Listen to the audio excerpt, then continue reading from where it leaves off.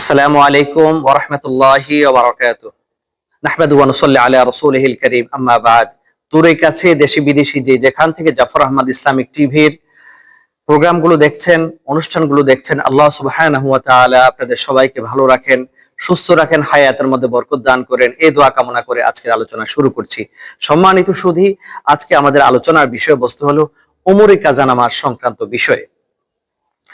যদিও নাকি উমরে কাজা নামাজ সম্পর্কে বিভিন্ন আলোচনা আছে, কেউ উমরে কাজাকে অস্বীকার করেন, কেউ বলেন যে উমরে কাজা পড়তে হবে, কেউ বলেন উমরে কাজা নামাজ পড়তে হবে না। তার আমি আপনাদের সামনে এর ব্যাখ্যা বিশ্লেষণ সহকারে ইনশাআল্লাহ আমরা আলোচনা করব। তাহলে আমরা সবাই চলুন আমরা আজকের আলোচনার দিকে আমরা চলে যাই।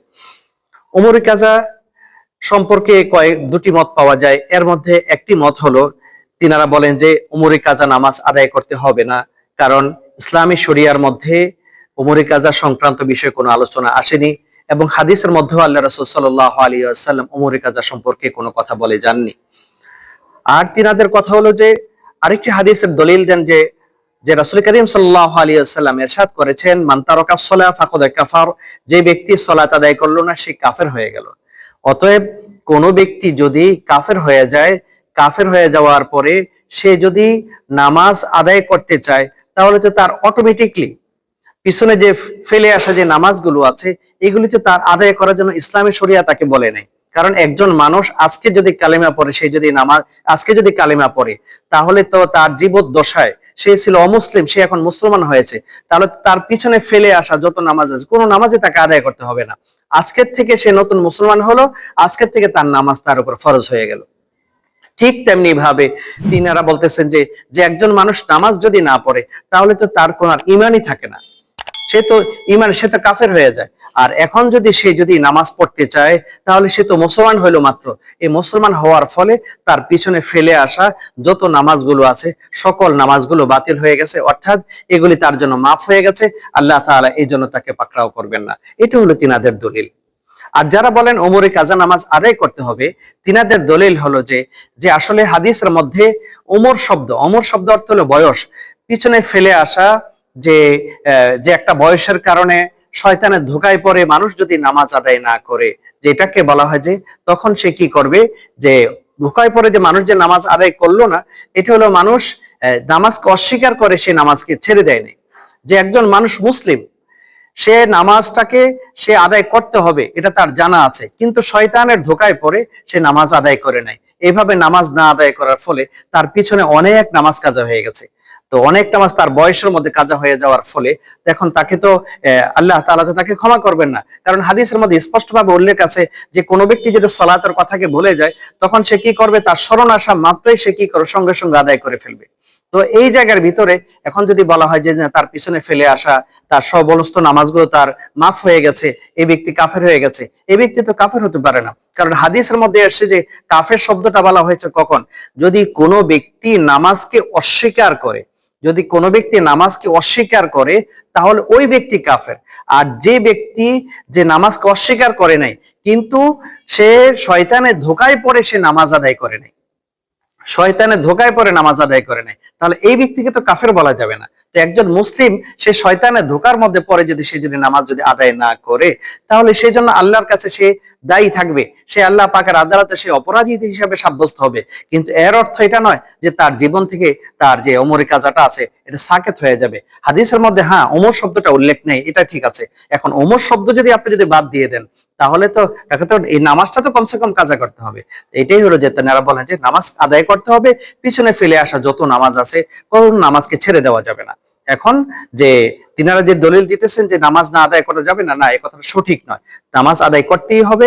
আর যদি নামাজ আদায় না করে, হতে পারে আল্লাহর আদালতের মধ্যে এই ব্যক্তি অপরাধী সাব্যস্ত হতে পারে। তো এই যুক্তিটাই হলো যুক্তি যে যে কোনো ব্যক্তি যদি নামাজ যদি আদায় না করেন, তাহলে এটা তো ঋণ আল্লাহ পাকের আদালতের মধ্যে।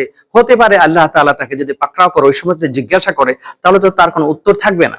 আর যদি কোনো ব্যক্তি যদি এই নামাজটা আদায় করে, এই নামাজ আদায় করার ফলে এর দ্বারা তো তার কোনো লস নেই, তিনি এটা নফলও হয়ে যেতে পারে, অথবা বরিউজিম মানে আল্লাহর কাছে তার উপর যে দায়িত্বটা আছে এই দায়িত্ব মুক্ত সে হয়ে যেতে পারে। এই জন্য সলাটা আদায় করে নেওয়াটাই হলো যুক্তি। সলাৎ না ছেড়ে দিয়ে সলাৎ আদায় করাটাই হলো এটা উত্তম। এজন্য আমরা যাদের অমরি কাজাগুলো আছে, হাদিসের মধ্যে অমর শব্দটা উল্লেখ নেই, এটার উপরে ভিত্তি করে আপনি যে নামাজটাকে ছেড়ে দিবেন তা কিন্তু নয়। আপনি সলাৎটাকে আদায় করার জন্য চেষ্টা করবেন, যেহেতু স্পষ্ট ভাবে এই সলাৎ আদায় করার জন্য হাদিসের মধ্যে আল্লাহ রাসূল সাল্লাল্লাহু আলাইহি ওয়াসাল্লাম বলেছেন, যদি আমরা আদায় না করি হতে পারে হাশরের ময়দানের মধ্যে এই সলাতের জন্য আল্লাহ পাকের আদালতের মধ্যে অপরাধী হিসাবে সাব্যস্ত হতে পারে। তো এই জন্য আল্লাহ তাআলা যেন হেফাজত করেন। এই জন্য আমরা কি করব, পিছনে ফেলে আসা যত নামাজগুলো আছে এই নামাজগুলো আমরা যথা নিয়মে যথা সময়ে আমরা আদায় করার জন্য চেষ্টা করব। আর এই নামাজগুলো আদায় করার জন্য সহজ সহজ পদ্ধতি হলো যে যে একামত দিয়ে নামাজটাকে শুরু করবে। একামত দিতে হবে আগে, আর একামত দিলেও নামাজ হয়ে যাবে, একামত না দিলেও নামাজ হবে।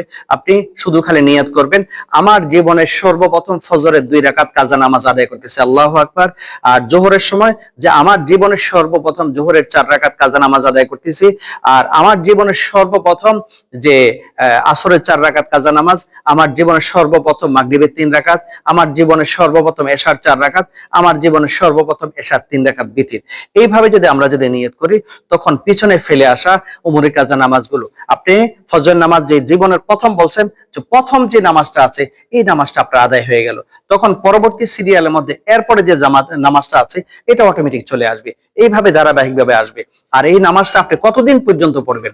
হ্যাঁ, এই নামাজটা আপনি পড়বেন যতদিন পর্যন্ত আপনার নামাজটা কাজা হয়েছে। আপনি আপনার বয়স অনুপাতে আপনি হিসাব করে নেবেন যে আমার জীবনে হতে পারে যে 50 ওয়াক্ত বা 60 ওয়াক্ত ফজরের নামাজ কাজা হয়েছে।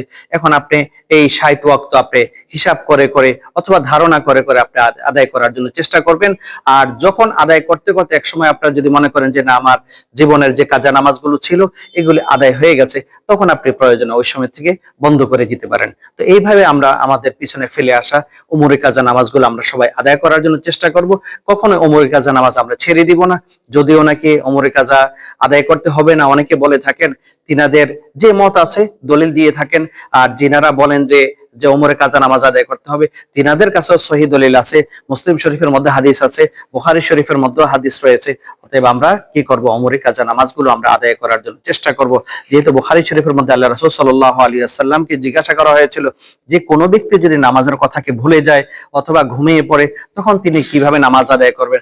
রাসূল কারীম সাল্লাল্লাহু আলাইহি ওয়াসাল্লাম বলেছেন, এই ব্যক্তির কাফারা হলো নামাজের কথাকে যখনই স্মরণ হবে তখনই সঙ্গে সঙ্গে সেই যাতে করে সালাতটাকে সে আদায় করে নেয়। তো এর দ্বারা বোঝা যায় যে মানুষের পিছনে ফেলে আসা নামাজগুলো যা কিছু আছে এগুলিকে আদায় করতে হবে। যদি আদায় না করে তাহলে আল্লাহ পাকের আদালতের মধ্যে সে অপরাধী হিসাবে সাব্যস্ত হবে।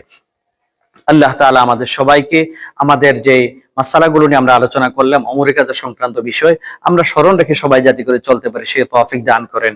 আমিন সুম্মা আমিন। ওয়া আখির দাওয়ানা আলহামদুলিল্লাহি রাব্বিল আলামিন।